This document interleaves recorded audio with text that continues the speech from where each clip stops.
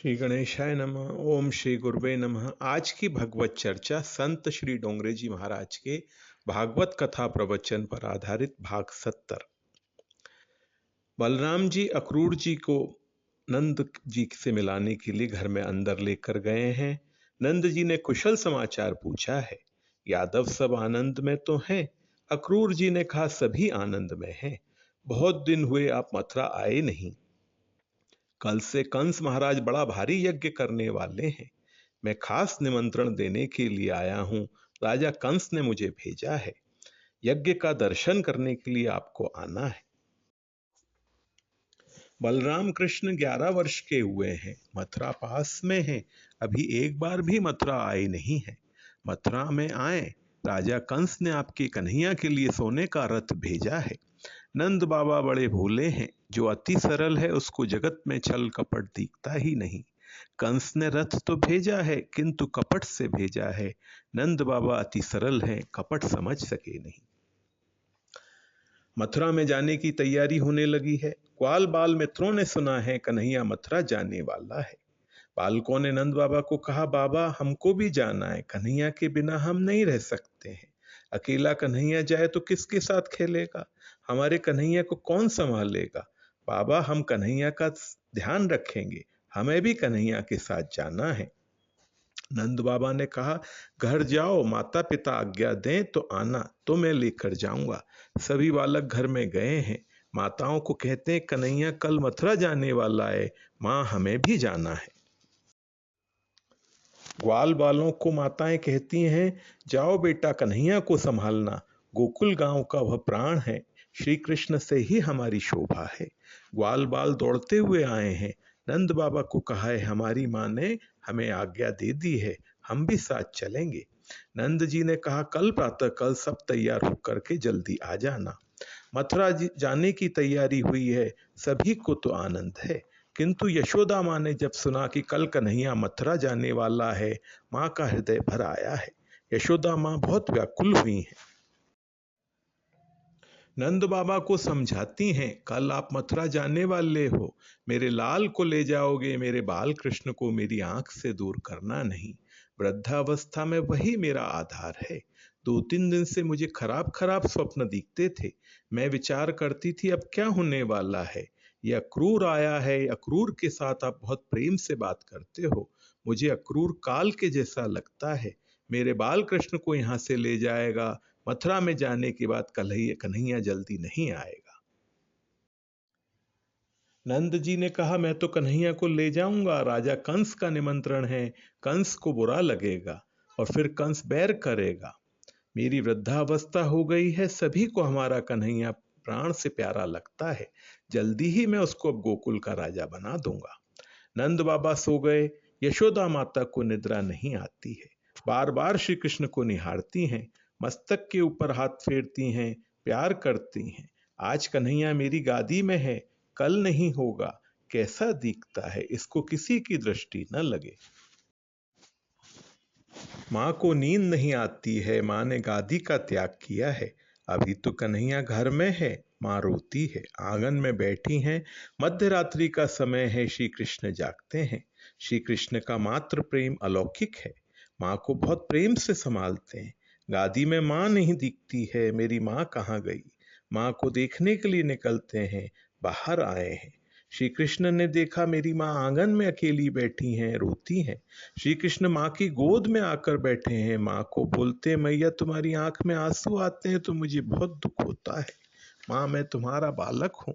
तुम जो कहोगी सो करने को मैं तैयार हूँ। माँ रोना नहीं। माँ तुम्हें क्या हुआ है?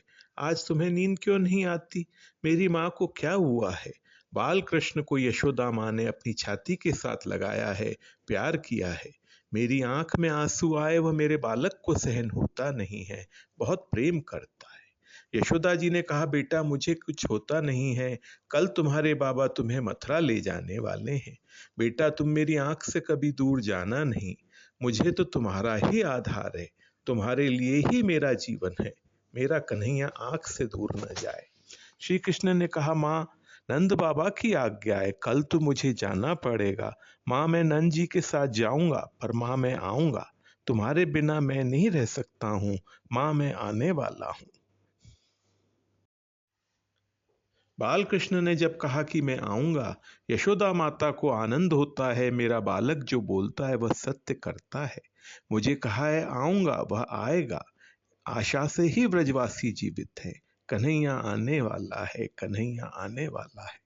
यशोदा जी ने विचार किया, अकेला कन्हैया सोने वाला नहीं है। बोली, चल बेटा हम दोनों सो जाएं। आज श्री कृष्ण ने मां के हृदय में प्रवेश किया है। मथुरा में वसुदेव देवकी श्री कृष्ण दर्शन के लिए अति आतुर हुए हैं। अब वसुदेव देवकी को दर्शन न हो तो प्राण निकलने की तैयारी है।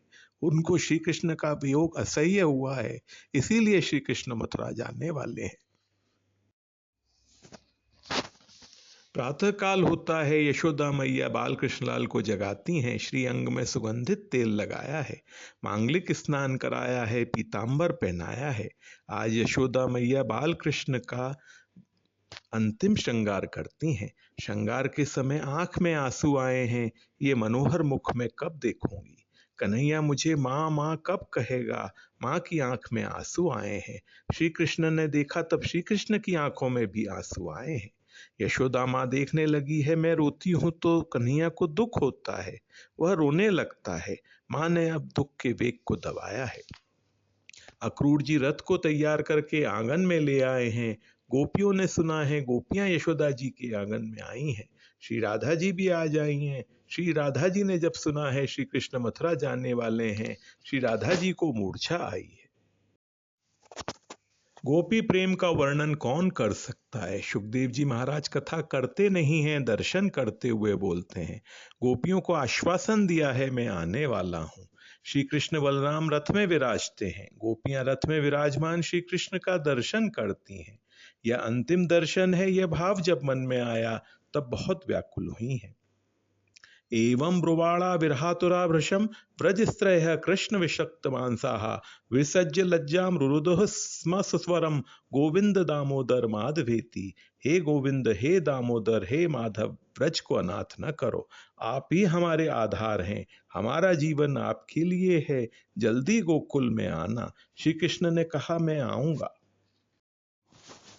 उसी समय अक्रूर रथ को चलाते हैं। रथ जब निकला है, गोपियां व्याकुल होती हैं।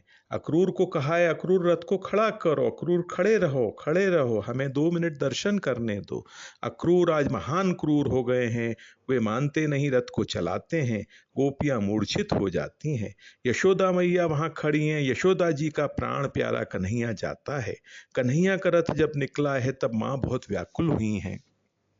यशोदा जी को लोक लज्जा का भान रहा नहीं। रथ के पीछे पीछे यशोदा मां दौड़ने लगी, मेरा लाल जाता है। श्री कृष्ण ने देखा है, मेरी मां आती है। अक्रूर जी को आज्ञा हुई, मार्ग में रथ रोक लिया। श्री कृष्ण बलराम रथ से नीचे उतरे हैं, मेरी मां आती है। यशोदा मैया दौड़ती हुई आई हैं। मां ने बारंबार श्री कृष्ण को प्यार किया है। बेटा, मेरी बहुत इच्छा थी, मेरा कन्हैया आंख से दूर न जाए। अब तुम्हें ही मथुरा में जाने की इच्छा हुई है तो तुम्हारी इच्छा में ही मेरी इच्छा है। तुम्हारा सुख ही मेरा सुख है। मैंने जो प्रेम किया है, कोई सुख भोगने के लिए प्रेम नहीं किया है। मेरे लाल को सुखी देखने के लिए मैंने प्रेम किया है। तुम्हें मथुरा जाने की इच्छा है, मैं मना नहीं करूंगी। मैं नारायण की रोज प्रार्थना करूंगी, मेरा कन्हैया जहां हो वहां आनंद में रहे। मेरे बालक को कुछ होने वाला हो तो मुझे हो। कहीं भी रहो बेटा, आनंद में रहो। यशोदा माँ ने श्री कृष्ण का हाथ बलराम जी के हाथ में दिया है और बलराम जी को कहा है, बलराम तुम बड़े हो, मेरा कन्हैया बालक है, कभी कभी हट बहुत करता है। तुम बड़े हो, मेरा कन्हैया राजी हो वैसा ही करना। मेरी ऐसी इच्छा है। कन्हैया अकेला कहीं जाए नहीं, तुम दोनों भाई साथ में रहना, मेरे बाल कृष्ण लाल को संभालना। यशोदा मैया बार बार श्री कृष्ण को निहारती हैं। बेटा, मथुरा जाने के बाद वहां वसुदेव देव की मिलेंगे। मेरी इच्छा थी मैं कन्हैया को कभी नहीं कहूंगी, पर मुझे लगता है आज कह दूं। बेटा, तू मुझे माँ माँ कहता है, लोग ऐसी बातें करते हैं, तू देवकी का 8वां पुत्र है। बेटा, देवकी तुम्हारी माँ है, ये यशोदा तुम्हारी माँ नहीं, मैं तुम्हारी दासी हूं। मैंने तुम्हें बताया नहीं, तुम्हारी माँ देवकी है। मैं जानती थी तो भी मैंने प्रेम किया। बेटा, मुझे याद है जीवन में एक बड़ी भारी मैंने भूल की है। मैं सर्वकाल एक ही विचार करती थी, कि मेरा कन्हैया आनंद में रहे, लाला को जरा भी दुख न हो। तुम्हारी इच्छा के विरुद्ध मैंने एक काम किया है बेटा, तुम्हारी इच्छा नहीं थी तो भी मैंने एक बार तुम्हें उखल के साथ बांधा। यशोदा तेरी मां नहीं है, ये तुम्हारी दासी है। मैं क्षमा मांगती हूं बेटा, मन में रखना नहीं, तुम्हारी जब इच्छा हो तब घर में आना, तू सबको प्यारा लगता है। मेरा जीवन तुम्हारे अधीन है बेटा, यशोदा तुम्हारी मां नहीं है, तुम्हारी दासी है। क्षमा मांगती है। मां रोने लगी हैं, गोपियां भी रोती हैं। आज श्री कृष्ण की आंखों में आंसू आए हैं। श्री कृष्ण मां के चरणों में बारंबार वंदन करते हैं। मां मां तुम क्या बोलती हो, कभी ऐसा बोलना नहीं। मां मुझे दुख होता है, आज बोली सो बोली, फिर ऐसा कभी बोलना नहीं। मां लोग तो ऐसे ही हैं, जिसके मन में जो आता है वैसा बोलते हैं। जो मन में आता है वो बोलते हैं। माँ लोग कुछ बोले वह सुनना नहीं। माँ मैं तेरा बालक हूं, तू मेरी माँ है। मेरी माँ तूने मुझे प्रेम से बांधा है।